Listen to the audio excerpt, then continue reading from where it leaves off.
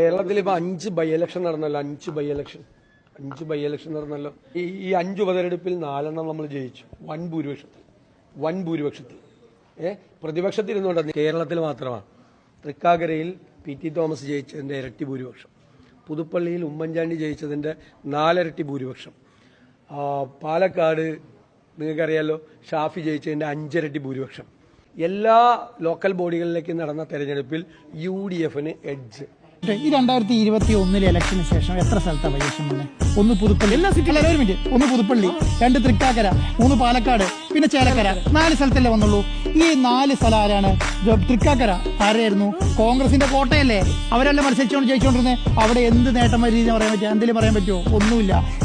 ഞാൻ പറയുന്ന വോട്ട് കിട്ടി എന്ന് പറയുന്നതിൽ എന്താ അർത്ഥമുള്ളത്? ഞാൻ വിചാരിക്കുന്ന വോട്ട് കിട്ടി എന്ന് പറഞ്ഞാൽ അതോ കോൺഗ്രസിലുള്ള വോട്ട് തന്നെയാണ്. രണ്ടാമത് പുതുപ്പള്ളി കോൺഗ്രസിന്റെ കുത്തക കൊത്തളാണ്. അവിടെ എന്താണ്? അവിടെ പിന്നെ നമുക്ക് ഞങ്ങൾ പ്രതീക്ഷിച്ച വോട്ട് കിട്ടി എന്ന് പറഞ്ഞാൽ അത് ഒരു വിജയമാണോ? മൂന്നാമത് പാലക്കാട്, അതാരാണ്? അവിടുത്തെ കോൺഗ്രസിന്റെ MLA മത്സരിച്ച് പിന്നെ രാജിവെച്ചിട്ട് MP ആയി വന്ന സ്ഥലത്ത് അവർ തിരിച്ചു വന്നു എന്ന് പറഞ്ഞാൽ എവിടെയായിരുന്നു പിടിക്കേണ്ടിയിരുന്നത്? ചേലക്കര പിടിച്ച് കാണിക്കലായിരുന്നു. ഈ ട്രെൻഡ് മനസ്സിലാക്കണമെങ്കിൽ അവിടെ ഒരു അവിടെ ഒന്നും ഒരു അനക്കം ഉണ്ടായിട്ടില്ല. പിന്നെ നമ്മുടെ രാധാകൃഷ്ണനെ പോലെയുള്ള സീനിയർ ആയിട്ടുള്ള ഗംഭീരമായ ഒരു കാൻഡിഡേറ്റ് മാറി പ്രദീപിനെ പോലെയുള്ള ഒരു കാൻഡിഡേറ്റ് വന്ന സ്ഥലത്ത് അവിടെ ഒരു ഞാൻ പറയുന്നത് ഒരു 5000-ൽ താഴെയെങ്കിലും വോട്ട് വന്നാൽ പറയാമായിരുന്നു നമുക്ക്. അതിന് മുൻപ് പ്രദീപ് മത്സരിച്ചപ്പോൾ ഈ 10,000 തന്നെ കിട്ടിയിട്ടുള്ളൂ.